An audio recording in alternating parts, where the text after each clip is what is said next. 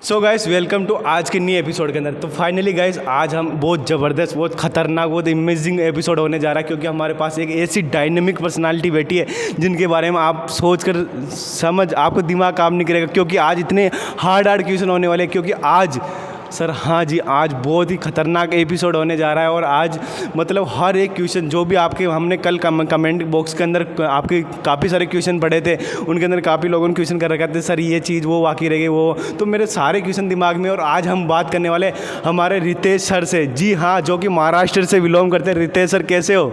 बहुत बढ़िया, बहुत जी रितेश सर, आपसे मिलकर वाकई में अच्छा लगा। जब मैंने आपके बारे में आपकी जर्नी सुनी वाकई में बहुत खुश हुआ मैं, क्योंकि आपकी जो पर्सनालिटी है ये बहुत डायनेमिक एक पर्सनालिटी, वाकई में सर एक इंस्पायरिंग पर्सनालिटी आपकी। तो रितेश सर, आप पहले सामने हमारी जो ऑडियंस देख रही है उनको क्या कहना चाहोगे? सबसे पहले तो सभी को नमस्कार, धन्यवाद, आपने इतना मुझे अच्छे से इंट्रोड्यूस करवाया। सबसे पहले तो मैं जनता को यही कहना चाहूँगा कि आज का जो इंटरव्यू है इसे पूरा देखिएगा, है ना, क्योंकि मैं अपने लाइफ की जर्नी आपको बताने वाला हूँ कि कैसे मैंने बड़ा बिज़नेस में शुरुआत की थी और किस तरह से सिद्धार्थ जी से मैं मिला और जहाँ तक मेरी जर्नी की शुरुआत आज तक की है ना, वो पूरा के पूरा मैं एक्सप्लेन। ओके तो गाइस, अभी वीडियो को लास्ट तक देखने के लिए उससे पहले आप अगर वीडियो को स्टार्ट कर चुके हो और अगर अभी तक लाइक नहीं किया तो हमारा छोटा सा एम है, 500 लाइक का एम है। 500 लाइक का एम आप पूरा कर दो तो गाइस उसके बाद एक बहुत ज़बरदस्त पॉडकास्ट लाने वाला हूँ मैं। और उससे पहले लाइक कमेंट सब्सक्राइब जरूर करना चैनल को। तो गाइस अभी स्टार्ट करते हैं पॉडकास्ट। तो अभी रितेश सर से मेरा नेक्स्ट क्वेश्चन है। तो रितेश सर, अभी स्टार्ट करते हैं हम आपकी जर्नी से। तो रितेश सर, मैं पूछना चाहूँगा कि आपकी स्कूलिंग कहाँ से हुई? देखिए, सबसे पहले मेरे बारे में मैं बता दूं कि मेरा नाम सबसे पहले तो रितेश दामोदर सोनपुरे है, है ना। मैं महाराष्ट्र के एक छोटे से गांव से बिलोंग करता हूं, ओके, जो कि अमरावती डिस्ट्रिक्ट में पड़ता है। एक वडगांव, मराठी में वडगांव बोलते हैं और हिंदी में उसे बड़गांव बोलते हैं, है ना। तो एक छोटे से गांव से मैंने शुरुआत की है और मेरी स्कूली पढ़ाई जो प्राइमरी एजुकेशन जो हुआ है वो उसी गांव में हुआ है, ओके, है ना। तो पहली से लेके 12वीं तक तो मैं मेरे गांव में पढ़ा, क्योंकि 12वीं तक गवर्नमेंट स्कूल के अंदर? हाँ, गवर्नमेंट स्कूल के अंदर वहीं पे पढ़ा। उसके बाद फिर मैंने जब 12वीं पास हो चुका था, लगभग 2003 की बात है, उसके बाद मैंने 2005 की बात है, 2005 के बाद फिर मैंने कॉलेज के लिए एडमिशन लिया। तो हमारे गांव से एक सिटी पड़ती है 8 किलोमीटर दूर पे, चलपुर करके, परतवाड़ा चलपुर। 2008 की बात है ना? जी, 2005 की बात है। 2005 की? जी, 2005 में। उसके बाद फिर मैंने ग्रेजुएशन कंप्लीट किया मेरा, तो वो सिटी में, हमारे जो परतवाड़ा सिटी है, गांव से लग के 8 किलोमीटर पे, वहाँ पे मैंने कंप्लीट किया। जी जी। ओके रितेश सर जी, जो आपने ग्रेजुएट किया उससे पहले जब आप अपने गांव के इस गवर्नमेंट स्कूल के अंदर आपने अपनी स्टडी पूरी की, तो आप एजुकेशन आपका कब पूरा हुआ? देखिए, मैंने मतलब थोड़ा क्या हुआ था ना, मेरे लाइफ में थोड़े अप एंड डाउन्स आते रहे। तो मेरा ग्रेजुएशन तो लगभग 2008 में कंप्लीट हो चुका था। उसके बाद मैंने एमए किया, तो वो थोड़ा 2-3 साल की गैप पड़ी थी, क्योंकि मेरे थोड़ा पिताजी की तबीयत सही नहीं रह पा रही थी। उन्हें थोड़ा मतलब कैंसर भी हो चुका था, लंग्स का कैंसर हो चुका था। तो इसकी वजह से थोड़ा इशू चल रहा था घर में बहुत से, क्योंकि आपको भी पता है यदि किसी को कैंसर होता है तो घर की सारी हालत क्या हो जाती है, डाउन हो जाती है। ओके। अच्छा रितेश सर, जो आपकी स्कूलिंग पढ़ाई थी उसमें कोई रुकावट आई, कोई प्रॉब्लम ऐसी जिसके अंदर आपको कभी स्कूल नहीं जाना पड़ा, या स्कूल के बीच में आपको काम करना पड़ा हो, या फिर स्कूल जैसे महीने में 5 दिन स्कूल गए या फिर 20 दिन स्कूल गए, 5 दिन काम करना पड़ा हो, ऐसा कुछ कभी हुआ आपके साथ? देखिए, नहीं, ऐसा तो मैंने कभी नहीं किया, क्योंकि मैं लर्निंग के प्रति बहुत ईमानदार था पहले से। मतलब मैं ज़्यादा डेडिकेशन के साथ मैं चाहता था पढ़ना लिखना, तो इसीलिए मैंने शायद आज बड़ा बिज़नेस भी ज्वाइन किया है इतने सालों बाद भी।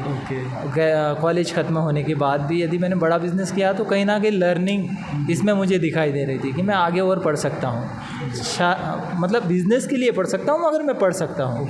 तो इसीलिए मैंने किया। तो मेरे लाइफ में कभी भी ऐसा नहीं हुआ कि मैंने मतलब पढ़ाई छोड़ दी और पढ़ाई के अलावा मैंने कुछ अलग किया हो। जब तक कि मैंने ग्रेजुएशन किया, उसके बाद एमए भी किया मैंने, तो बस उसमें जो गैप थी वो 2-3 साल की गैप थी, वो कुछ इशू के कारण थी, जो कि हेल्थ इशू था घर पे पापा को, उसकी वजह से। ओके रितेश सर जी, मैं अभी जहाँ तक समझ पाया हूँ आपकी स्कूलिंग, आपकी कॉलेज और आपकी लाइफ के बारे में। और अभी नेक्स्ट क्वेश्चन मेरा अगला ये है, जो आपने अपनी स्टडी ख़त्म करने के बाद अपनी जो ये बिज़नेस जर्नी, काम करने की जर्नी, ये मतलब सबसे पहले कहाँ से स्टार्ट किया और कौन सा काम मतलब आपने शुरू में स्टार्ट कर दिया करना? देखिए, मैंने लगभग जब मेरा कॉलेज कंप्लीट हुआ उसके बाद मैंने जॉब सर्च के लिए मैं आर्मी की मैंने भर्ती दिया है। मैंने पुलिस भर्ती भी दिया और एक बार मुझे याद है कि 2008 की पुलिस भर्ती में मैंने फिज़िकल रिटर्न दोनों निकाल लिए थे। मैं तब एएसपी के सामने इंटरव्यू दे चुका हूँ, मतलब एसपी के सामने। जी। तब मुझे याद है कि अमरावती की एसपी स्टैलिन थे। स्टैलिन सर के सामने मैंने इंटरव्यू दिया है और कहीं ना कहीं मैं मेरिट लिस्ट में कट गया था। मतलब जो होता है ना लास्ट जो मेरिट लिस्ट लगती है उसमें मैं वेटिंग में था, उसके बाद मेरा नाम नहीं आया था। तो कहीं ना कहीं मैं जॉब तो सर्च कर रहा था, मैं चाहता था कि गवर्नमेंट जॉब करूँ, मगर कहीं ना कहीं कहते हैं ना कि किस्मत में कुछ अलग लिखा रहा, इसी वजह से मैं तब नहीं कर पाया।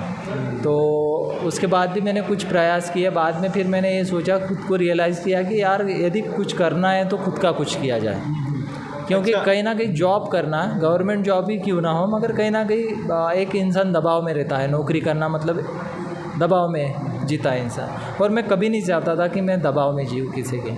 तो इसीलिए फिर मैंने जॉब के तरफ फोकस नहीं किया और मैंने चाहा कि मैं बिज़नेस करूँ। मैंने एक क्वेश्चन पूछना चाहूँगा इससे पहले मैं, जब आपने मतलब पुलिस का आपने पेपर भी क्लियर कर लिया, आपका फिजिकल भी क्लियर हो गया था, तो फिर आपको जो इंडियन आर्मी की आपने तैयारी की थी, तो वो जो तैयारी की तो आपका कहीं ना कहीं सपना रहा होगा ना कि मैं देश के प्रति सेवा करूँ। तो फिर आपने उसके अलावा दूसरी बार ट्राई नहीं किया, तीसरी बार ट्राई नहीं किया? क्योंकि ये अधिकतर कंडीशन चल रही, इसी को सोल्व करना है बस आपको। क्योंकि हमारे भारत में और हमारे भारत के हर कोने कोने के गांव में ऐसे मतलब गांव के अंदर ऐसी कंडीशन आ रही है जहाँ पर लोग 5-5, 10-10 साल अपनी एजुकेशन, अपनी नौकरी के पीछे लगा देते। क्यों? ओनली फॉर पर्पज़ ये होता है कि उनको नौकरी लगना। हर माँ का सपना, हर एक माँ का सपना होता है कि उसका बेटा बड़ा होकर एक अच्छी नौकरी करे या एक अच्छा बिजनेस करे, है ना। पर ये सब कुछ गांव में नहीं है। तो आपने उस कंडीशन को कैसे फेस किया? बस ये है सामने जो ऑडियंस देख रही है उनको बताना है ना, कि चाहते तो आप भी कम से कम 10 साल तक किसी न किसी एग्ज़ाम की तैयारी कर सकते थे, बट आपने नहीं किया। आपने ओनली फॉर देखा, फिर आपने सोचा कि नहीं, मैं या तो किसी के नीचे काम नहीं करूँगा तो खुद का करूँगा। तो ये आपको समझाना पड़ेगा। जी, आपने बहुत अच्छा सवाल पूछा है। तो मैं इसी का जवाब देना चाहूँगा कि देखिए, जब मैंने कॉलेज किया उसके बाद मैंने जिस तरह से आपको बताया कि मैं गवर्नमेंट जॉब के लिए कोशिश भी कर रहा था और कहीं ना कहीं मैं पहुँच भी चुका था वहाँ तक, है ना। उसके बाद भी मैंने ट्राई किया, मगर कहीं ना कहीं मेरा ज़्यादा फोकस वही था, गवर्नमेंट जॉब पे ज़्यादा फोकस मेरा था। या तो मैं पुलिस में जाऊँ या तो आर्मी में, यदि पुलिस में नहीं हो पाता तो या तो आर्मी में जाऊँ। अच्छा। मगर फर्स्ट प्रायोरिटी मैंने दिया था कि मैं पुलिस बनूँ। और कहीं ना कहीं फिर उसके बाद मैंने 2-3 साल ट्राई किया और 2008 के बाद 3 साल तो ऐसा हुआ कि जैसे 2018 के बाद 21 तक भर्ती नहीं निकली थी, वैसे ही उस समय भी 10 साल पहले भी यही कंडीशन हुई थी। तो 3 साल भर्ती नहीं निकली और कहीं ना कहीं मैं जो प्रैक्टिस कर रहा था, क्योंकि फिज़िकली बहुत स्ट्रांग होना ज़रूरी होता है ना, तो वो मेरी प्रैक्टिस कहीं ना कहीं पीछे रह चुकी थी। फोर्स लाइन में फिजिकली और मेंटली परफेक्ट होना बहुत इंपॉर्टेंट है। ज़रूर। तो क्या हुआ था, तब फिर मैं उस तरह से नहीं कर पा रहा था, तो मैंने सोचा, मैंने टाइम दिया, 2-3 साल 4 साल मैंने दिया, मगर कहते हैं ना किसी भी चीज़ का एक लिमिट होता है, एक समय होता है ना। यदि मैं तभी और उसके ही पीछे लग जाता तो कहीं ना कहीं मैं सोच रहा था कि यदि हो सकता है, यदि मैं नहीं कर पाऊँ या इसी तरह से भर्ती डिले होती रहे तो मैं कहीं ना कहीं फंस जाऊँगा। और मैं जो करना चाहता हूँ मेरे लाइफ में, मैं अचीवमेंट पाना चाहता हूँ, या घर की कंडीशन बहुत अच्छी नहीं थी तो उसे जो सुधारने की मैं कोशिश कर रहा था, तो मैं वहाँ पे फंस जाता था। तो मैंने खुद को रियलाइज़ किया कि भाई नहीं इधर से होता है तो दूसरा ऑप्शन कुछ ना कुछ देखना होगा। और फिर मैंने कहीं ना कहीं ये रियलाइज़ किया कि जॉब करने से बेहतर है कि खुद का, कहते हैं ना कि भाई बड़ा गुलाम बनने से अच्छा है कि छोटा खुद का मालिक बन जाओ, है ना। बड़ा गुलाम बनने से अच्छा खुद का छोटा मालिक बन के रहो। जी, तो डेफिनेटली मैंने उसी पे फिर वर्क किया। मैंने सोचा, मैंने देखा घर पे खेती भी है, खेती भी करता था, खेती किसानी भी करता था। खेती आप स्टडिंग के दौरान करते थे या फिर आपने कॉलेज वगैरह आपकी कंप्लीट होने के बाद खेती संभाली डायरेक्ट पहले? नहीं, कॉलेज ख़त्म होने के बाद ही संभाली। एक्चुअली हमारे यहाँ ज़्यादा खेती भी नहीं थी, वो भी खेती जो थी वो भी किसी के पास दी थी, है ना। तो कुछ 10-15 साल तक हमारे पास खेती नहीं थी एक्चुअल में। मगर मैंने जैसे आपको बताया कि पापा की जिस तरह से हेल्थ इशू आया, उन्हें कैंसर हुआ और कहीं ना कहीं उनकी हालत दिन ब दिन डाउन होती गई। अच्छा। तो एक बात ऐसे निकली घर में कि कहीं ना कहीं हमारा जो खेत है उसका क्या हुआ था, क्योंकि तब तो हम छोटे थे जब खेत दिया था। अच्छा, हमें पता नहीं था कि एक्चुअल में क्या बोली हुई थी सामने वाले को जब खेत दिया है हमने। तो पापा की 2013 की बात है, पापा को कैंसर हुआ और उसके बाद फिर लगभग 6-8 महीने के दौरान ही वो चले गए। हाँ, तो फिर उसी समय फिर मैंने खेती ली, जो जिसको दिया था हमने उससे जो भी पैसे का व्यवहार था, जो सौदा था, मतलब कर्जे पे दे रखी थी। हाँ, वो क्लियर किया और उसके बाद फिर मैंने खेती किया 2014 से लेके आगे। कितने साल की आपने ये खेती? तो अभी भी खेती कर रहे थे, कोई दिक्कत नहीं थी, खेती साथ साथ कर रहे थे। तो मगर पता है कि खेती में ज़्यादा कुछ तो निकलता नहीं है। पहली खेती 2-2.5 एकड़ थी, उसमें तो क्या निकलने वाला था। फिर खेती की, फिर सोचा कि बिज़नेस करना है, तो मैंने टेंट हाउस का बिज़नेस स्टार्ट किया 2014। ओके, ये टेंट हाउस का बिजनेस आपने खेती के साथ साथ स्टार्ट किया या अलग से था? जी, साथ साथ, दोनों साथ साथ मैनेज कर लेता था मैं। तो ये खेती का जो आपने टेंट हाउस का बिजनेस स्टार्ट किया, ये कब किया और कितने साल किए इसको? टेंट हाउस की शुरुआत हुई मेरी 9 दिसंबर 2014 को। 2014 जी, मैंने स्टार्ट किया था। मतलब ओपनिंग कर दिया था और लगभग जनवरी से, जो जैसे आपको पता है कि शादियाँ जो चालू होती है वो दिसंबर-जनवरी से चालू हो जाती है। तो जनवरी से पूरी तरह से मेरा सारा के सारा सामान मैंने स्टार्ट कर दिया था। तो ये मतलब कैसे मैनेज किया ये सारा सामान, धीरे धीरे या एक साथ वगैरह सब हो गया? नहीं, देखिए टेंट हाउस का क्या है ना कि एक साथ तो कभी नहीं आता है। वो चाहे कितने ही बड़े लेवल पे टेंट हाउस का कोई बिज़नेस कर रहा होगा, आज के समय में भी कर रहा होगा, तो कभी नहीं कह सकता है कि मेरे पास पूरा सामान है। ओके। कभी पूरा रहेगा ही नहीं, क्योंकि हर समय क्या है, next new better, public next new better मांगती है। राइट, नेक्स्ट न्यू बेटर है ना। अच्छा ठीक है, तो आपने जो टेंट हाउस का काम तो मतलब डाल दिया और स्टार्ट कर दिया और ओपनिंग भी कर दिया, अच्छा खासा जनवरी-फरवरी के सीज़न चल भी रहा था, पर ये कितने टाइम चला है ना? फिर इसको बंद करने का रीज़न क्या था? नहीं, देखिए मैंने बंद तो नहीं किया है, अभी भी जो है वो चल रहा है, कहीं ना कहीं हैंड ओवर किया है बड़े भाई को। ओके। हाँ, मतलब मैंने 2014 से, मतलब 2015 आप पकड़ सकते हैं जनवरी से, है ना। तो 2015 से लेकर 2022 तक, 2015 से 2022 तक 7 साल मैंने टेंट हाउस का बिज़नेस किया। साथ साथ खेती किसानी भी करता था, दोनों मैंने संभाला। और 2022 में मैंने फिर उसके बाद बड़ा बिज़नेस के बारे में मैंने जाना समझा और तब मैंने ये टर्न पॉइंट है ना, इसके बारे में थोड़ा पहले मैं अपनी ऑडियंस को बता दूं, कहीं ना कहीं वो बोर हो रही है। मुझे नहीं लगता कि बोर है। हमारे रितेश सर जी की जो स्टोरी है, इतनी खतरनाक, इंस्पायरिंग एंड इमोशनल स्टोरी है। जी गाइस, बताइए कमेंट करके कि कैसी स्टोरी लग रही है। तो अभी स्टोरी के अंदर बने रहिए, हम कहीं नहीं जा रहे, हम टिके हुए, आप भी टिके रहिए, बस नज़र गोड़ कर, कान में एयरफोन लगा कर। जी हाँ गाइस, और कमेंट करते रहिए ताकि आपको भी अच्छा लगता रहे, है ना। तो अभी नेक्स्ट पॉइंट जो मैं करने जा रहा हूँ रितेश सर जी, मेरा ये पॉइंट है कि आपको ये जो बड़ा बिजनेस है भारत को बड़ा बनाता है, और हमारे बिंद्रा जी भी यही बोलते हैं, कहीं ना कहीं मैंने सुना है कि बड़ा बिजनेस भारत को बड़ा बनाते हैं, और अब तो ये बहुत बड़ा बनाने लग गया सभी को। क्या रीज़न है और आपने इसके अंदर एंट्री कैसे मारी, क्या पूरा बताना, और हमारी गाइस अच्छे से गौर से देख रही है आपको, तो जी बताइए। ओके। तो बड़ा बिज़नेस की जर्नी मेरी स्टार्ट होती है लगभग सितंबर 2022 से। 2022 सितंबर में मैंने सबसे पहले बड़ा बिज़नेस के बारे में ऐड देखा। विवेक सर को मैं काफ़ी दिनों से सुन रहा था, देख रहा था उनकी वीडियोस वगैरह, मोटिवेशनल वीडियो काफ़ी देखता था, केस स्टडी बेस्ड वीडियो देखता था, तो मुझे बहुत इंस्पायर होता था मैं उनके वीडियो देखने के बाद। जी। तो जब मैंने उनके वीडियो देखना स्टार्ट किया तो मुझे खुद से रियलाइज़ होता था, मैं खुद को देखता था, वो जब बताते थे तो ऐसा लगता था कि मुझे बता रहे हैं कि भाई आप कर क्या रहे हो, आप में पोटेंशियल है, आप में सारे गुण हैं, यदि आप में है तो आप क्यों निखर के बाहर नहीं आते हो, क्यों आप उसी एक मेढक के, वो मेढक होता है ना जो कुएं में, हाँ कुएं में होता है, उसे लगता है कि यही मेरी दुनिया है, मगर एक्चुअल में दुनिया बहुत बड़ी होती है।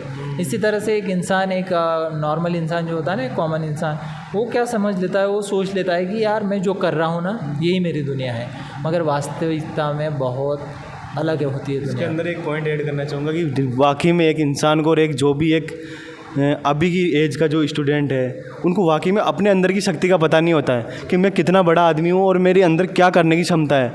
मैं 10,000 करोड़ कमाने की क्षमता रखता हूँ, क्या उस जगह मैं 10,000 का काम कर रहा हूँ? कहीं ना कहीं उसको ये चीज़ पता नहीं है। तो सर आज आपको क्लियर करनी पड़ेगी, आज आपको सब निकालना पड़ेगा। ये जो भी एक इंसान की पावर जिंदा करनी पड़ेगी, एक जो ये यंग यूथ के अंदर जो छुपी हुई है ना, उसकी एनर्जी उसको पता नहीं सर, उसको बताओ आज क्या है ये। जी देखिए, सही मायने में हर इंसान को खुद को पहचानना है। सबसे पहले खुद में बिलीव लाना है कि भाई मैं कुछ भी कर सकता हूँ, नथिंग इज़ इम्पॉसिबल। इस दुनिया में ऐसा एक भी चीज़ नहीं है जो हम नहीं कर सकते हैं। बरोबर। क्योंकि आज के समय में हम जो भी देख रहे हैं, आप चाहे ट्रेन देख लो, चाहे एरोप्लेन देख लो, चाहे आप जहाज़ देख लो, है ना, ये किसने बनाया है? इंसान ने बनाया है। बस इंसान ही बनाया। यदि इतने मतलब टन का एक विमान, एक एरोप्लेन यदि हवा में उड़ सकता है तो कहीं ना कहीं उसकी सोच पहले आई होगी, है ना। पहले तो माइंड में सोच आई होगी, सोच आने के बाद वो इम्प्लीमेंट हुआ होगा और उसके बाद कहाँ विमान बना और वो जाके उड़ा है। तो हर किसी के माइंड में ये चीज़ आनी चाहिए कि मैं वो यदि कर सकता है तो मैं भी कर सकता हूँ, है ना। तो मैं पब्लिक को यही कहना चाहूँगा कि भाई आप में बहुत ज़्यादा पोटेंशियल है, बहुत ज़्यादा। खुद को पहचानो, आप कुछ भी कर सकते हो, मगर निकलो, बाहर निकलो, घर से बाहर निकलो, दुनिया देखो कि यार दुनिया कहाँ के कहाँ जा रही है। चाँद पे ही नहीं, मंगल पे भी दुनिया पहुँच चुकी है ना। और हम है कि हम घर पे ही बैठे हैं और हम यही सोच रहे हैं कि जो चल रहा है वही चल रहा है। विवेक बिंद्रा सर अक्सर कहते हैं कि भाई दिमाग का मोटा ढक्कन पहले हटाना है, क्योंकि मोटा ढक्कन जो है, हमारे जो पैटर्न है, ये पैटर्न को हमें तोड़ना है। और ये पैटर्न जब तक के नहीं टूटेंगे ना, जो इंसान जो कर रहा है वही करता रहेगा और कहीं ना कहीं जो गरीबी में परिस्थिति में वो जी रहा है, इसी परिस्थिति में वो जीता रहेगा। और अगर मैं कहीं ना कहीं अगर बताना चाहूँ ना, अभी भी जो हमारी वीडियो देख रहे हैं ना, वो 4x2 के अंदर बैठ के बस वीडियो देखेगा, उसके बाद स्क्रॉल करेगा, उसके बाद इंस्टा, ट्विटर, लिंक्डइन खोलेगा, रील स्क्रॉल मारेगा, स्क्रॉल मारते जाएगा, क्या नहीं, कुछ नहीं, 2 घंटे 3 घंटे वेस्ट हुए, 1.5-2 GB जो भी मिलता ख़त्म हुआ, नेक्स्ट डे का इंतज़ार करेगा। सर इनको कैसे बताइए उस दुनिया से बाहर निकलो, उस दुनिया के अंदर से एक दुनिया एक और है। और अगर आप सोशल मीडिया के अंदर इतना टाइम वेस्ट करके उसके अंदर भी आप कमा सकते हो इसी प्लेटफॉर्म के ज़रिए। जी हाँ, आपको सब कुछ सीखने को मिलेगा कि जिस तरह आप वीडियो देख रहे हो, आप खुद एक दिन वीडियो के अंदर आओगे। देखिए सर, हम वीडियो बना रहे हैं ना, हमारा इसमें कुछ नहीं जा रहा, आप देख रहे हो, आपका नेट जा रहा है ना, आप वीडियो देख रहे हो, हमारा व्यूज़ बढ़ रहा है। हमको कहीं ना कहीं आप हमारी वीडियो देख रहे हो, आपके अंदर इतनी क्षमता लाओगे, आपकी वीडियो को कल कोई और देखे। ठीक है, इसमें सही बोल रहा हूँ, इसको एक बार अपने दिमाग में बिठाना, ये बात बहुत इंपॉर्टेंट, बहुत गहरी बात बोली है। तो रितेश सर, ये आपकी जो बड़ा बिजनेस की जर्नी, अभी ये बता दीजिए, काफ़ी समय से तरस रहे लोग जानने के लिए। जी, तो मेरी बड़ा बिज़नेस की जर्नी जिस तरह से मैंने बताया, सितंबर में मैंने जैसे विवेक बिंद्रा सर का ऐड देखा, फिर फेसबुक, इंस्टा चलाता था 2022, हाँ 2022 पिछले साल, हाँ सितंबर। देखते देखते फिर कहीं ना कहीं मुझे दिखा, समझ में आया कि विवेक बिंद्रा सर ने एक बहुत अच्छा प्लेटफॉर्म खड़ा किया है, जहाँ पे हमें उनके साथ जुड़ के एक अपॉर्चुनिटी मिल रही है कि हम लर्निंग भी कर सकते हैं और अर्निंग भी कर सकते हैं। और कहीं ना कहीं मैं अपना, जिस तरह से मैंने आपको बताया, मैं टेंट हाउस का बिज़नेस पिछले 8 साल से, लगभग 7-8 साल से कर रहा था।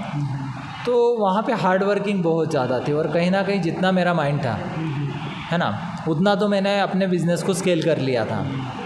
मगर कहीं ना कहीं मुझे अब ज़रूरत थी कि मुझे कोई एक गुरु चाहिए, एक मेंटर चाहिए, जो कि मुझे सिखाए बिज़नेस के एक्चुअल में, बिज़नेस को यदि ग्रोथ दिलाना है, बिज़नेस को स्केल करना है तो कैसे किया जाए। क्योंकि एक इंसान की एक लिमिट होती है। हम बिजनेस तो खड़ा कर लेते हैं पर बड़ा नहीं कर पाते हैं ना, बड़ा नहीं कर पाते, उसके लिए एक गुरु, कोच इम्पोर्टेंट है। जी जी जी। और कहीं ना कहीं एक होता है ना कि अब मैं एक छोटे से गांव से, मैंने आपको बताया कि लोगों का एक एटमॉस्फेयर होता है वहाँ पे, उस तरह का वातावरण होता है, तो लोग वहाँ पे उसी तरह से बिहेव करेंगे, उसी तरह से जिएंगे जैसे आम बाकी लोग जी रहे हैं, है ना। तो हमारे गांव की भी परिस्थिति यही थी कि बाकी लोग कुछ निकलना नहीं चाहते हैं घर से बाहर ज़्यादा। जो चल रहा है, कोई 200 रुपये, 250 रुपये, 300 रुपये मजदूरी पे जा रहा है, उतना ही कमा के खुश है। वो चाहता है कि भाई इसके उससे ज़्यादा चाहिए भी नहीं। एक मेंटेलिटी बन चुकी है, एक पैटर्न बन चुका है वो उनका। एक मतलब काफ़ी सालों से वो करते वो ये ना, वो हाथी वाली एक बार कहानी सुना दो जरा। उसको हाकल से बांध दिया जाता है, उसको लगता है कि बड़ा होने के बाद ही मैं उसको तोड़ नहीं सकता हूँ या हिला नहीं सकता हूँ, बल्कि उसकी क्षमता एक पूरे मतलब एक पेड़ को उठाने की क्षमता होती है, एक पूरे गिरे हुए ट्रक को उठाने की क्षमता होती है, पर वो एक मेंटेलिटी बन जाती है ना। वो ही आजकल के जो इंसान कर रहा है उनके साथ हो रहा है कि कहीं ना कहीं मुझे ऐसा लगता है, क्योंकि गाँव के अंदर मैं भी एक गाँव से हूँ, आप भी एक गाँव से हो, और जो कहीं ना कहीं हमको देख रहे हैं वो भी गाँव से है ना। बस उनको इतना मालूम है कि हाँ 20,000, 30,000, 40,000, 50,000 तो नौकरी लग गई तो फिक्स है, नहीं तो 20-30 तो फिक्स है। मतलब अगर मेहनत ज़्यादा करेंगे और टाइम कर लेंगे तो शायद 30,000 तक तो कमा ही लेंगे। पर उनको कौन समझाएगी कि बाबा जी ये ऐसा प्लेटफॉर्म है, ये सोशल मीडिया ऐसा प्लेटफॉर्म है, यहाँ पर लाखों कब कमाए जाते हैं, करोड़ों कब कमाए जाते हैं, आप सोच भी नहीं पाओगे। सर ये आज इनका क्लियर करना आप, क्योंकि ये लोग जानना चाहते हैं वाकई में, कहीं ना कहीं इनके अंदर से क्वेश्चन आएंगे पर ये बोलेंगे नहीं, क्योंकि मेंटेलिटी ऐसी बन चुकी है हमारे भारत के सभी व्यक्तियों की, है ना। तो जी बताइए आगे। देखिए विवेक बिंद्रा सर अक्सर यही बात कहते हैं कि परिस्थिति में उतना दम नहीं है ना। सबसे पहले तो हमें क्या करना है, हमें हमारा माइंडसेट स्ट्रॉन्ग करना है, हमारी मेंटेलिटी को स्ट्रॉन्ग करना है, क्योंकि मनस्थिति बदलेगी तो परिस्थिति ऑटोमेटिकली बदल जाती है ना। तो मनस्थिति हमें बदलना है, हमें सोचना बड़ा है ताकि हम बड़ा कर सके। लोग सोचते ही इतना सा है, अरे भाई बड़ा सोचो, बड़ा सोचोगे तो डेफिनेटली बड़ा मिलेगा। यदि मैं खुद की बात बताऊं, यदि मैं टेंट हाउस का बिज़नेस कर रहा था, आपको भी पता है कि टेंट हाउस सीज़न में बहुत अच्छा कमा लेता है एक टेंट हाउस वाला बंदा, है ना। और आज की ज़रूरत भी है लोगों की, क्योंकि बर्थडे हो, चाहे शादी हो, चाहे मरण गरण जो भी होता है ना, किसी की डेथ हो जाए तो वहाँ पे भी टेंट लगता ही लगता है। तो बिज़नेस तो बंद नहीं रहता है, बिज़नेस तो 12 ही महीने चलता है, मगर सीज़न में बहुत ज़्यादा चलता है। तो ऐसा तो नहीं था कि मैं बड़ा बिज़नेस में आने से पहले पैसा नहीं कमा रहा था, पैसे तो कमा रहा था मैं, मगर मेरी ख्वाहिशें बहुत बड़ी है, मैं चाहता बड़ा था, इसलिए मैंने बड़ा बिज़नेस ज्वाइन किया। नहीं तो मैं क्या था, जितना मुझे ऐसा लग रहा था कि भाई हाँ जितना आ रहा है ना ठीक है, साल के मैं जो 4-5 लाख रुपए सेविंग कर पा रहा था उतने में ठीक है। अच्छा ठीक है, मैं पूछ पाऊँ तो ये बड़ा बिजनेस कौन से मंथ में स्टार्ट किया आपने, कौन से मंथ के अंदर ज्वाइनिंग मारी और कमाना कब से स्टार्ट किया? जी देखिए, मैंने सबसे पहले मैं आपको बता दूं कि मैंने सितंबर से शुरुआत कर दिया था। सितंबर में मेरी ज्वाइनिंग हो चुकी थी। उसके बाद मैंने लगभग, आपको भी पता है कि बड़ा बिज़नेस में समझने के लिए थोड़ा समय लगता है। आने के बाद 1-1.5 महीना समझने में लगता है ना। तो लगभग सितंबर और अक्टूबर महीना मेरा समझने में सीखने में गया था। और एक्चुअली में मैं घर से वर्क कर रहा था तो उतना तो समय लगता ही है। उसके बाद मैंने 1.5 महीने के बाद मैंने फर्स्ट मेरा क्लोजिंग आया था, जो कि मैंने IBC Pro एक क्लोज़ किया था। ओके, उससे पहले 1 मिनट, ये आपने जनवरी से स्टार्ट किया या कौन सा मंथ था वो? सितंबर से स्टार्ट हुआ था। अक्टूबर नवंबर में मेरा फर्स्ट क्लोजिंग हुआ था। है ना। तो मैंने फर्स्ट महीने में मेरा 1 लाख का बिज़नेस मैंने नवंबर में कर दिया था। जी, 1 लाख का फर्स्ट मंथ के अंदर। और अभी आपको टोटल कितना मंथ हो चुका है बड़ा बिजनेस भारत के अंदर? हाँ, बड़ा बिजनेस में बात करूँ तो अभी जुलाई चल रहा है और लगभग 10 महीने तो मुझे हो चुके हैं। 10 महीने कंप्लीट हो चुके हैं ना। जी। अभी पूरा रेवेन्यू बताओगे आप ज़रा हमारी ऑडियंस को एक बार? देखिए, मैं आपको बता दूं कि फिर से भी जैसे मैंने आपको बताया कि मैंने पहले तो लर्निंग फेज़ पे फोकस किया, फिर मैंने नवंबर पे पूरी तरह से मैंने बड़ा बिज़नेस पे फोकस किया, है ना। उसके बाद फिर 1-2 महीने मेरे बीच में काम की वजह से, जो बिज़नेस था उसकी वजह से मैं फोकस नहीं कर पाया बड़ा बिज़नेस पे। तो थोड़ा मैंने जिस तरह से शुरुआत में आपको बताया, अप एंड डाउन्स चलते रहे मेरे लाइफ में, तो ये भी अप एंड डाउन्स था। नवंबर के बाद फिर दिसंबर और जनवरी मैंने, मतलब जनवरी में तो मैं सीहोर ब्रांच में आ चुका था। सीहोर आ गया था। मगर 1 महीना उसके बाद का खाली था पूरी तरह से। मैंने वर्किंग भी नहीं किया था, ना ही लर्निंग लिया था, क्योंकि थोड़ा बिज़नेस को सेटअप करना था और कहीं ना कहीं मैं सोच रहा था बड़ा बिज़नेस में पूरी तरह से एंटर करने का, है ना। तो मैंने 1 महीना मेरे बिज़नेस को सेटअप करने में, क्योंकि हैंड ओवर करना था कहीं ना कहीं। मुझे पता था कि यदि मैं अब बिज़नेस नहीं करूँगा ये, तो बिज़नेस छोड़ना नहीं है, ना ही बंद करना है। बिज़नेस को क्या करना है, विवेक बिंद्रा सर अक्सर कहते हैं कि आपको आपका गल्ला छोड़ना है, बिज़नेस को नहीं छोड़ना है। गल्ला छोड़ दो, आप वहाँ से हट जाओ। यदि आप एक जगह से यदि 1000 रुपये कमा रहे हो तो यदि आप वहाँ पे रहते हुए 1000 रुपये कमा रहे हो और ना रहते हुए यदि 800 रुपये कमाओगे एक बंदा रख के, तो आपको 800 रुपये वहाँ से मिलेंगे और आप जहाँ पे फ्री हो जा रहे हो, आप खुद का समय दूसरी जगह लगा, वहाँ से 1000 रुपये आएंगे और यहाँ से 800 रुपये आएंगे, तो टोटली आप कितना कमा लोगे? 1800 फॉर एग्जांपल के तौर पे मैंने आपको बताया, है ना।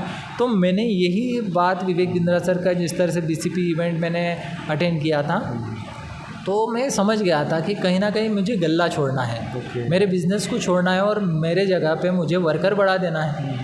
तो पैसिव इनकम तो जनरेट होता रहेगा, और जहाँ से मैं बड़ा बिज़नेस से सीखूंगा ये अलग बात है, यहाँ से सीखूंगा, यहाँ से कमाऊंगा ये अलग बात है, और वहाँ से जो पैसा आएगा वो अलग बात है। तो मेरा पैसिव इनकम जनरेट हुआ। जो अभी टोटल रेवेन्यू बताना चाहोगे एक बार ऑडियंस को? टोटली रेवेन्यू अभी तक मेरा, जनवरी से मैं बात करूँ तो अभी तक मेरा 17 लाख का बिज़नेस हो चुका है। 17 लाख का आपका बिजनेस हो चुका है। जी गाइस, ये हकीकत है और आप इसको अनदेखा ना करें। सर ने मात्र 7 मंथ के अंदर, ये जुलाई अभी काट सकते हो आप, मात्र 6 मंथ के अंदर 17 लाख का बिजनेस किया। जी हाँ गाइस, 17 लाख का बिजनेस किया। इनका 33.33% आप निकाल लेना, मैं आपके ऊपर छोड़ता हूँ, निकाल के कमेंट कर देना, ये आपकी जिम्मेदारी है, निकाल कर।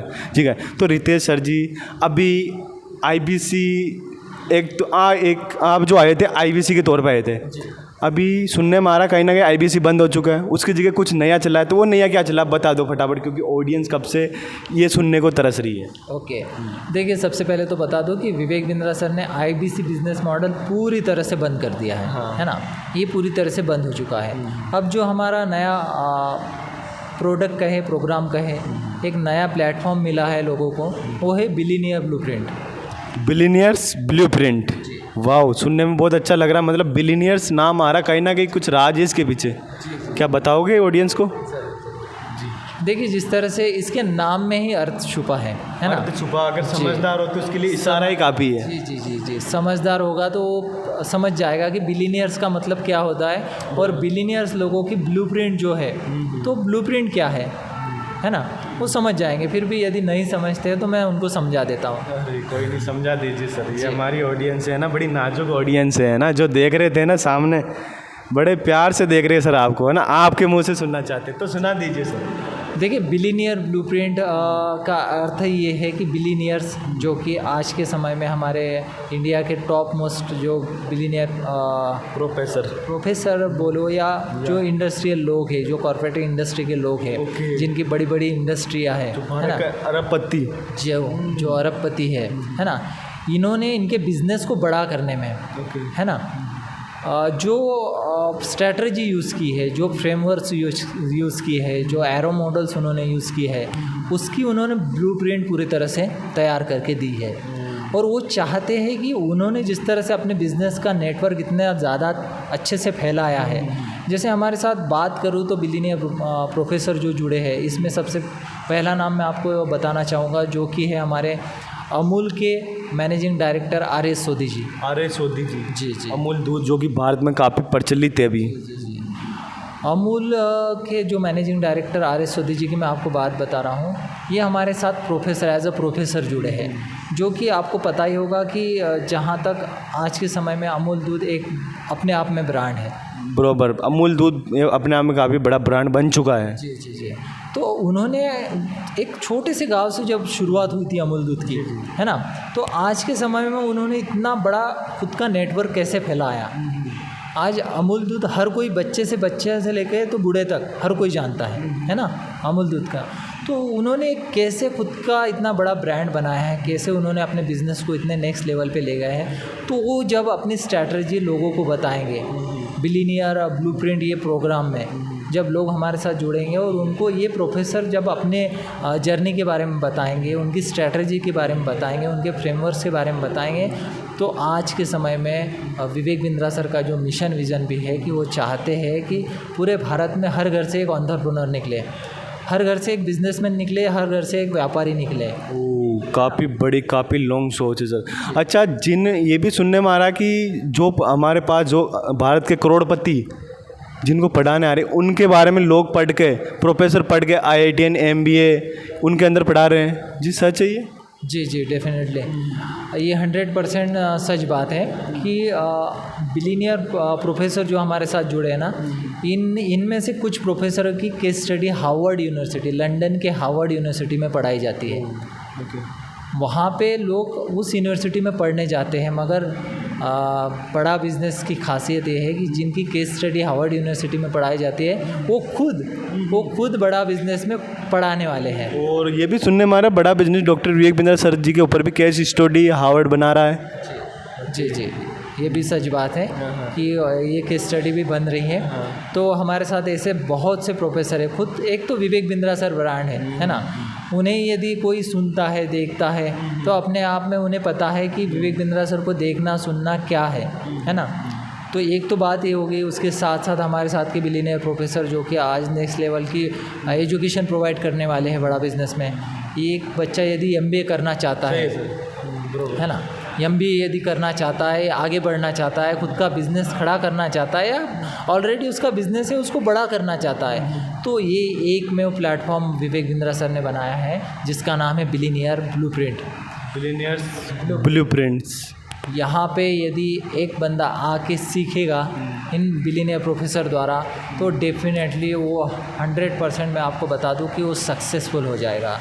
वो चाहे वो जॉब करना चाहे, चाहे वो खुद का बिज़नेस करना चाहे, चाहे लाइफ में आगे कोई भी काम करना चाहे, वो इतना सीख लेगा यहाँ पे मात्र 1 साल में, मात्र 1 साल में। अच्छा सर, तो आपने बताया कि जिसने भी इसके अंदर एंट्री ले ली और जो भी अगर बड़ा बिजनेस या फिर एक एंटरप्रेन्योर या एक बिजनेस में करना चाहता है, बिजनेसमैन बनना चाहता है, तो आपने जो बोला कि वो कहीं ना कहीं 1 साल के अंदर ऐसा माइंडसेट तो उसका हो जाएगा कि वो खुद की एक कंपनी खड़ी कर सके, खुद की एक इमारत खड़ी कर सके। वो कैसे होगा सर, क्या उनके बारे में बताना चाहोगे? जी देखिए, हमारे यहाँ पे मतलब मैंने आपको बताया कि MBA जो पढ़ाया जाता है, आज तक क्या होता था एक्चुअल में हमारे इंडियंस की ख़ास तौर पर बताऊँ, हमारे भारतीय लोगों की बात क्या थी, जो अंग्रेज़ लोग तो चले गए, मगर कहीं ना कहीं वो जाने के बाद भी हमारी मेंटेलिटी इस तरह की करके गए हैं, इस तरह से हमारी बना के गए हैं कि हमारे इसमें से बहुत से लोग, ऑडियंस भी यदि सुन रहे होगी, इनमें से भी बहुत से लोगों ने MBA किया होगा, मगर MBA करने के बाद भी ये किसी की तरफ जॉब कर रहे होंगे, कहीं ना कहीं नौकरी कर रहे होंगे, किसी के नीचे से जॉब कर ही रहे होंगे, है ना। और नहीं कर रहे तो कोई ढूंढ रहे होंगे, और नहीं ढूंढ रहे तो कोई ऐसे ही बैठे होंगे। तो यही मेंटालिटी हम चेंज करने के पीछे लगे। सबसे पहले तो विवेक बिंद्रा सर का जो मिशन विज़न है कि वो मेंटालिटी चेंज करना चाहते हैं कि भाई आपने MBA यदि किया है तो आपने MBA क्यों किया था? आपने MBA आपका बिज़नेस खुद का स्टार्ट करने के लिए किया था या बड़ा किसी की तरफ नौकरी करने के लिए, मतलब बड़ी नौकरी करने के लिए किया था? तो ये मेंटालिटी चेंज करना है सबसे पहले तो हमें, कि हमें यदि हम मेंटालिटी चेंज नहीं करेंगे तो कहीं ना कहीं हम फिर से वही जॉब, जिस तरह से हर कोई हमारे यहाँ पे हम देखते हैं इंडिया में ख़ास तौर पर, हर बच्चे को ये बताया जाता है, बोला जाता है कि बेटा पढ़ लिख ले और नौकरी कर ले। 1900 का दौर आ जाएगा, नहीं तो जो अंग्रेज़ों की पहले राजा महाराजों के गुलाम रहते थे, कभी किसके गुलाम, फिर अंग्रेज़ों के गुलाम, अभी फिर बिजनेसमैनों के गुलाम बनने जा रहे हैं, या किसी ना किसी किसी जो 2 कौड़ी के आदमी का गुलाम बन के रह रहे 15-20 हज़ार मात्र। तो ये गुलामी क्या चलती रहेगी या बदलने वाली है? नहीं, अब डेफिनेटली बदलेंगे। हमारा मिशन विज़न ही ये है कि हम बदलना चाहते हैं, इनकी मेंटालिटी को बदलना चाहते हैं, इन्हें व्यापार करना सिखाना चाहते हैं कि व्यापार, देखिए अभी तक 95% क्या हो रहा है, ख़ास करके बिज़नेस तो स्टार्ट करते हैं लोग, ऐसा नहीं कि सभी लोग नौकरी के पीछे जाते हैं, मगर बिज़नेस स्टार्ट करते हैं, मगर lack of business knowledge, business के नॉलेज के अभाव में क्या होता है, 95% बिज़नेस आने वाले 6 महीने में, जब स्टार्टअप करते हैं ना वो खुद का स्टार्टअप, उसके आने वाले अगले 6 महीने में 1 साल के भीतर उनका बिज़नेस ठप हो जाता है, बिज़नेस बंद हो जाता है। क्यों बंद हो जाता है? क्योंकि वो कभी भी मार्केट रिसर्च नहीं करते हैं, ना ही उन्हें बिज़नेस का नॉलेज होता है, एक बंदे ने किसी चौराहे पे यदि कोई भी किराना शॉप पकड़ लो या कपड़े की दुकान स्टार्ट कर दी है, तो दूसरा बंदा ये सोचता है यदि उसकी चल पड़ी है तो मेरी भी चल पड़ जाए, है ना। इसी कंपटीशन के अंदर दुकान अपनी भी खोल लेता है, जी। बल्कि नॉलेज कुछ नहीं होती, नॉलेज नहीं होता, क्या व्यापार कैसे होता है, सेल्स कैसे होती है, सेल्स की क्या क्या स्ट्रेटजी होती है, और सेल्स के करने के मतलब किस किस तरह से सेल्स होती है, कुछ पता नहीं, बस कंपटीशन के चक्कर में खोल ली अपनी भी शॉप। तो यही होता है एक्चुअल में कि ये बिज़नेस का नॉलेज नहीं होता है, और कहीं ना कहीं देखा देखी उसने दुकान स्टार्ट कर दिया तो मेरी भी वहीं पे चल पड़ेगी, मगर वो ये नहीं सोचता कि मैं उसके ही बाजू में यदि दुकान स्टार्ट करूँगा तो मैं ऑलरेडी कॉम्पिटिटर, खुद का कॉम्पिटिटर मेरे साइड में खड़ा कर रहा हूँ, है ना। तो वो उसकी मेंटलिटी रहती है। तो यही मेंटलिटी हम बदलना चाहते हैं, हम उसे समझाना चाहते हैं कि भाई बिज़नेस किस तरह से किया जाता है। पहले तो बिज़नेस को खड़ा करना है हमें, और खड़ा करने के बाद नेक्स्ट लेवल रहती है बिज़नेस को हमें बड़ा भी करना है। तो ये खड़ा करने का काम और बड़ा करने बिज़नेस को बड़ा करने का काम बड़ा बिज़नेस बहुत अच्छी तरह से सिखाने वाला है। ओके तो सो गाइस, आज के पूरे पॉडकास्ट के अंदर जितने भी अभी तक टिके हुए हैं मैं उनके लिए दिल से धन्यवाद करता हूं। और आज के पॉडकास्ट की एंडिंग होने जा रही है। जी हाँ गाइस, अभी एंडिंग के अंदर बहुत बड़ा राज खोलने वाले जो कि अभी तक नहीं खुला, अब खुलने वाला है। उससे पहले अभी रितेश सर जी से कुछ क्वेश्चन करने वाला हूँ। तो आप अभी तक लाइक नहीं किए हो तो 500 का लाइक एम रखा है, वो पूरा कर दीजिए गाइस। और अगर वाकई में कुछ क्वेश्चन है आपके और कुछ लग रहा है कि ये चीज़ मेरी क्लियर नहीं हुई तो नीचे कमेंट बॉक्स के अंदर कमेंट करें, नहीं तो नंबर दिया हुआ है, लिंक दिया हुआ है, रजिस्ट्रेशन करें, कॉल करें और पूछे। तो रितेश सर जी, अभी नेक्स्ट क्वेश्चन जो होने जा रहा है वो ये होने जा रहा है कि ये बिलियनियर्स ब्लूप्रिंट जो है अभी काफ़ी आपने इसकी चर्चा भी कर ली, तो इसके अंदर बेनिफिट क्या है और इसके अंदर क्या कोई मतलब जो इसकी प्राइस वगैरह वो जानने चाहते हैं, कोई ना कहीं उनके दिमाग में घूम रहा होगा कि ये इनकी सेल वगैरह तो भी होगी कहीं ना कहीं, इसमें कोई स्कॉलरशिप वगैरह होती है या नहीं, तो ये सारे एक बार क्लियर कर दो ताकि फिर हम पॉडकास्ट को एंड करते हैं। जी देखिए, सबसे पहले आपने बेनिफिट्स की बात करी तो मैं बेनिफिट्स बताना चाहूँगा। मैं हर उस इंसान को बेनिफिट्स बताना चाहूँगा जो कि आपके चैनल के द्वारा देख रहे हैं कि सबसे पहला बेनिफिट तो ये है कि आपको यहाँ पे जो लर्निंग मिलेगी, आपको जो एजुकेशन मिलेगा वो प्रैक्टिकली मिलेगा। प्रैक्टिकली जी, ये थेरोटिकली या बुकिश नॉलेज नहीं मिलने वाला है ना। आज तक के अभी तक के क्या हुआ है, जिस भी बंदे ने MBA किया है ना, तो MBA करने वाले बंदे ने कहीं ना कहीं, चाहे वो कितने ही बड़े कॉलेज में पढ़ा हो, उस कॉलेज के प्रोफेसर एक बुकिश नॉलेज लिया हुआ बंदा है ना, क्योंकि उन्होंने भी क्या किया है, किताबी पढ़ाई की है और वही किताबी पढ़ाई सामने वाले को, बच्चों को प्रोवाइड कर रहा है। उनका खुद का स्टार्टअप नहीं है, उनकी एक फ़िक्स सैलरी है, हो सकता है 50,000, 60,000, 70,000 जितना भी हो समथिंग, है ना, उतना ही उन्हें सैलरी मिल रहा है। और MBA करने के बाद भी, MBA पढ़ाने के बाद भी वो क्या कर रहे हैं, सैलरी बेस पे काम कर रहे हैं। बरोबर। मगर MBA का सही मायने में यदि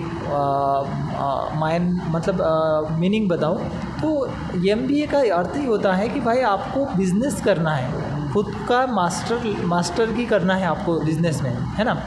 तो आपको बिज़नेस करना प्रैक्टिकली सिखाया जाएगा बड़ा बिज़नेस के द्वारा। मतलब वो जो प्रोफेसर जिनकी डिग्रियां पढ़ रहे हैं, जिनकी कहानियां पढ़कर MBA स्टूडेंट, MBA छात्रों को पढ़ा रहे हैं, वो खुद प्रोफेसर, आपका कहने का मतलब यहाँ आकर पढ़ाने चाह रहे हैं।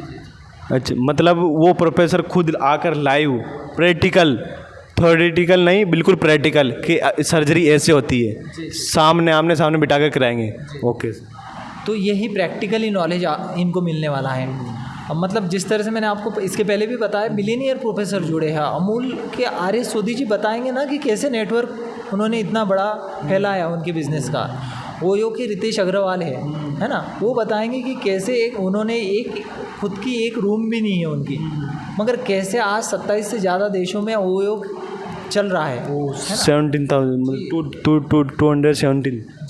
27 मतलब कंट्रीज़ के अंदर। तो ऐसे उन्होंने कैसे अपने बिज़नेस को एक्सपांड किया, तो कैसे एक प्लेटफॉर्म का इस्तेमाल करके उन्होंने खुद का बिज़नेस इतना, क्योंकि इंडिया की बात करूँ तो रितेश अग्रवाल जी सबसे यंगेस्ट बिलियनियर जो है इंडिया के हैं।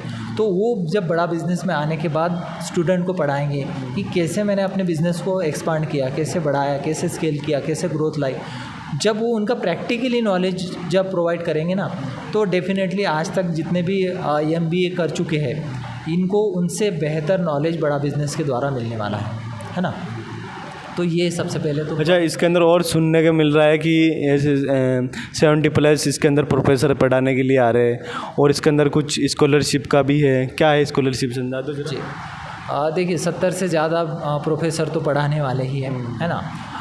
इसके साथ साथ स्कॉलरशिप मिलने वाली है। स्कॉलरशिप के लिए मैं आपको बता दूं, एडमिशन ओपन हो चुका है ना। जो भी पहले 3000 स्टूडेंट हमारे पास आ जाएंगे जो MBA करना चाहता है, जो कि BBD हमारा बिलिनियर ब्लूप्रिंट डिप्लोमा है ना, इसमें आना चाहता है, उनके लिए एक बहुत अमेजिंग ऑफ़र है कि 3000 में जो भी आ जाएंगे उनको 10,000 रुपये हम स्कॉलरशिप देने वाले हैं। प्रथम 3000 स्टूडेंट को 10,000 स्कॉलरशिप मिलने वाली, वो भी 3 करोड़ है। 3 करोड़ स्कॉलरशिप बड़ा बिजनेस की तरफ से प्रथम 3000 स्टूडेंट को मिलने वाली। तो गाइस, वीडियो देख रहे हो तो अभी बंद करो, नीचे लिंक दी गई है, उसके अंदर रजिस्ट्रेशन करो और पूछो सर 3000 से 10,000 स्कॉलरशिप कैसे मिलने वाली मुझे जी, पूछिए, नहीं तो ये मौका निकल गया तो निकल गया। फिर भी करना तो पड़ेगा, पर अभी मौका है और ऑफ़र है, तो गंवाइए मत दोस्तों, आइए। और अभी जो वीडियो देख रहे हो इससे कुछ मोटिवेट हुए, अपनी जर्नी को स्टार्ट कीजिए। तो रितेश सर जी, अभी हम फाइनल की तरफ जाने वाले हैं, तो लास्ट में क्या कहना चाहोगे अभी ऑडियंस को? लास्ट में मैं यही कहना चाहूँगा, जीवन में यदि कोई भी गोल बनाया है अभी तक और उसे हासिल करने में कहीं ना कहीं कठिनाई आ रही है, प्रॉब्लम आ रहा है, परेशानी आ रही है, तो उसके लिए आपको सबसे पहले तो एक मेंटर की ज़रूरत होगी, है ना। कि लाइफ में आगे बढ़ना है, समझ नहीं आ रहा है, रास्ते दिखाई नहीं दे रहे हैं, तो एक मेंटर की ज़रूरत है। और मुझे नहीं लगता कि बड़ा बिज़नेस में जिस तरह से बड़ा बिज़नेस की जो हमारे गुरु है विवेक बिंद्रा सर, है ना, इनसे बड़ा कोई गुरु होगा आज के समय में। सर, बिजनेस एंड एंटरप्रेन्योर और मोटिवेशन में तो मैंने तो अभी तक कोई सुना नहीं और देखा भी नहीं जी। तो मैं यही कहना चाहूँगा कि एक बहुत अच्छा प्लेटफॉर्म विवेक बिंद्रा सर ने तैयार किया है। BBC और BBD दोनों प्रोग्राम है हमारे, और कहीं ना कहीं आप यदि 12वीं पास हैं और फ्यूचर में आगे सोच रहे हैं कि मुझे रास्ता ही नहीं दिखाई दे रहा, समझ में नहीं आ रहा कि क्या करूँ, एडमिशन कहाँ पे लूँ। 12वीं के बाद बहुत से बच्चों का ये कन्फ्यूजन रहता है, उन्हें समझ नहीं आता है। और जहाँ तक आज का एजुकेशन है तो बहुत महंगा एजुकेशन है, और लाखों रुपए लोग लगा देते हैं पढ़ाई करने के लिए, मगर उसके बाद भी जो जॉब की गारंटी, जॉब ही करना चाहते हैं ज़्यादातर लोग, उसकी भी गारंटी 0% होती है, क्योंकि पढ़ तो लेते हैं मगर खुद की स्किल डेवलप नहीं कर पाते हैं। और इतने लाखों रुपए लगाने के बाद की बात भी फिक्स नहीं है कि जॉब लगेगा या किसी के नीचे जॉब करेगा, ये भी फिक्स नहीं है ना। देखिए, जॉब भी बेहतर जॉब किसे मिलता है जिसमें स्किल है ना। और आज का एजुकेशन ऐसा है कि वहाँ पे स्किल डेवलपमेंट पे ज़्यादा फोकस नहीं किया जाता है, वहाँ पे बस डिग्रियों के पीछे भाग रहे लोग। डिग्रियाँ कमाना चाहते हैं, डिग्रियाँ लेना चाहते हैं, और चाहते हैं कि डिग्रियाँ मिल जाएगी तो कहीं ना कहीं एक अच्छा जॉब मिल जाएगा। मगर आप बड़ी बड़ी कंपनियों में जब जाएंगे, आप देखोगे तो वहाँ पे जॉब तो मिल जाता है, मगर पोस्टिंग जो होती है ना, अच्छी पोस्ट, वो उसे मिलती है जिसमें अच्छा स्किल हो। तो यदि आप भी अच्छा जॉब पाना चाहते हैं, आप भी यदि जीवन में आगे बढ़ना चाहते हैं, खुद का बिजनेस करना चाहते हैं या जॉब करना चाहते हैं, जो भी करना चाहते हैं, आप एक ही बार बड़ा बिजनेस के बिलिनियर ब्लूप्रिंट प्रोग्राम के बारे में जान लीजिए, समझ लीजिए, फ्यूचर में बहुत काम देने वाला है। यदि जॉब भी करना चाहते हैं तो भी आइए, यदि बिज़नेस करना चाहते हैं तो भी आइए, जानकारी लीजिए, समझिए, बस इतना ही मैं कहना चाहूँगा। Thank you Ritesh sir, thank you. वाकई में आज आपके साथ पॉडकास्ट करके वाकई में बहुत अच्छा लगा। और आपको आज ऑडियंस जो देख रही है हमारी, वो भर भर के कमेंट करने वाली है, भर भर के कमेंट आने वाले, भर भर के लाइक आने वाले, मुझे पूरा उम्मीद है और पूरा विश्वास है, क्योंकि बना इतने ज़बरदस्त पूरी जानकारी मिली। अगर गाइस आपको लगता है कि कुछ जानकारी रह गई हो, वैसे हमारी तरफ से कुछ नहीं रही, आपको लगता है कि मुझे ये चीज़ क्लियर नहीं हुई, तो आप नंबर दिए गए उस पर कॉल लगाइए और पूछिए। तो सो गाइस, आज के पॉडकास्ट को हम यही एंड करते हैं। तो गाइस फिर मिलते हैं नेक्स्ट पॉडकास्ट के अंदर। तो फाइनली गाइस, अभी Ritesh sir ji, thank you Ritesh sir, आपसे मिलकर बहुत अच्छा लगा, आपके साथ पॉडकास्ट बहुत अच्छा लगा। अगर हमारी ऑडियंस का अगर कहना हुआ तो नेक्स्ट बार ज़रूर और नेक्स्ट पॉडकास्ट शूट करेंगे साथ में। वो हमारे ऑडियंस के ऊपर है, उनके कमेंट किस तरह आते हैं उनके ऊपर है सर। तो अगर उनका कहना हो आपके साथ दूसरी बार आपके साथ फिर से पॉडकास्ट करें तो ज़रूर सर, ज़रूर। Thank you Siddharth, thank you sir, आपने इतना अच्छा प्लेटफॉर्म दिया और मुझे बुलाया, इसके लिए बहुत बहुत धन्यवाद। थैंक यू सर, ये तो हमारा आपका बड़ा सौभाग्य है सर। थैंक यू गाइस, जय हिंद, जय भारत।